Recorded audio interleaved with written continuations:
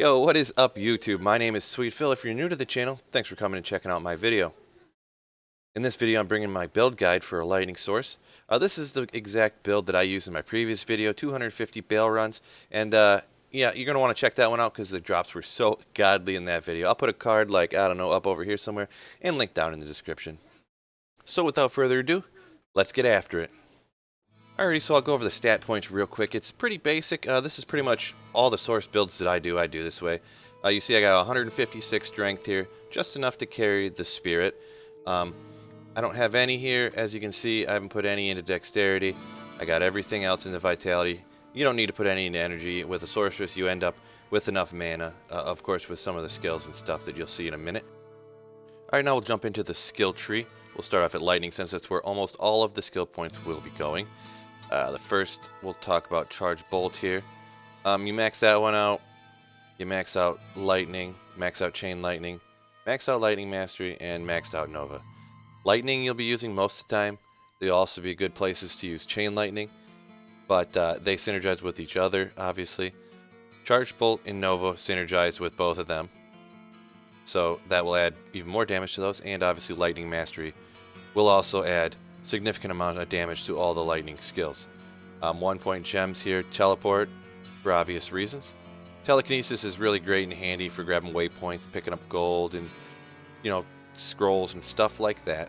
And you got static over here for chopping down the health of the enemy monsters. Very helpful on very powerful bosses and stuff. Cold skills, just 1 point in the frozen armor, another 1 point gem for the extra defense and stuff. And another 1 point over here onto warmth. I actually have 2 into it right now, and any further points I get from leveling up I'll put into warmth. There's nothing else really to put it into, and warmth increase the rates at which your mana recovers.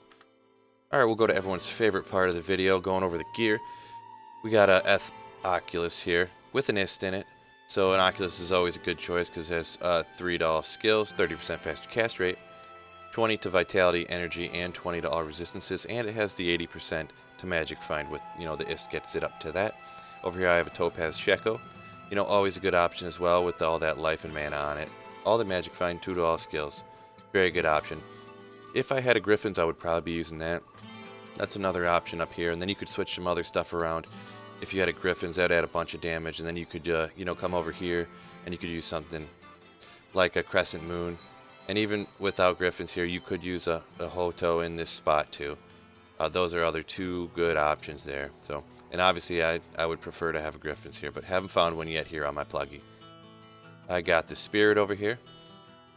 Very obvious why you'd use this with the 2 to all skills, the faster cast rate, lots of hit recovery, vitality, mana, all them resistances, just a ton on it. It's a way overpowered rune word for those little tiny runes in it.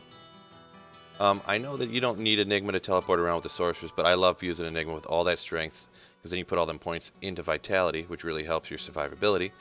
But yeah, the 2 to all skills, like I said, the strength, damage reduction from the burr rune in it, 14 to life, it's almost like having life leech pretty much. 14 to life after each kill, and almost 100 to mana. It's 1 point per level, so I got 96, so I'm level 96. Trang's gloves, you can use Trang's gloves, or you could use Mage Fist, whichever you prefer. I just have these because, they have the 30 to cold res along with the 20% faster cast rate. You could get the 1 to fire skills, which would give 1 more skill point into warmth technically, but I don't think it really matters that much. Arachnid's Mesh, pretty standard for casters. Maybe depending on what you got, you could use something like a gold wrap on there for extra magic find. But I figured I had enough magic find with the diminishing return you get on it. I got an SOJ over here and a faster cast rate ring because I needed to get over the 117. So if I had a griffins, I could swap some stuff around. I wouldn't need this faster cast rate ring. I could use some other stuff, but it is also nice because it has the 15 to fire res to cap that resistance out. I have this rare amulet here, 2 to lightning skills. It's essentially 2 to source skills because the only other things, is the frozen armor and the warmth. So really you just need the points in the lightning. But 10% faster cast rate. I like it because it has, 16 to all res, but 56, a big old 56 to lightning, which helps me cap that one out because it was a little low, for sure. We'll go down to the charms, the general Geeds, Torch, and Annie. And then I got all these little ones are small charms except for that one that I'll go back to here. 5% faster hit recovery allows you to get to that 60% faster hit recovery breakpoint. So it's always good to have one of those in here in your, you get 55 from the spirit, and you get 5 more from here. And also I got that 10 to fire res, which allows me to cap that res out. And then these other ones are just the lightning skillers I found until this point. A couple lifers, and a couple with some other random mods on it. And as I mentioned, the resistances, I'll come over to show you because I forgot to talk about those a second ago. As you can see, the fire and the lightning are maxed out, and 66 in the cold. And poison's only 36. I don't really worry about poison that much because it kills you so slow, and I just jump back to town if I'm doing Baal runs or something, and, talk to the vendor, heal you up, and you're good to go. I'll go for the Mercenary real quick. It's pretty standard. This is what I use for almost every character, any caster of elemental damage anyways. I got my Fortitude that I made a while back. I got an Andes here. Haven't found an Ethereal Andes yet, which would be better.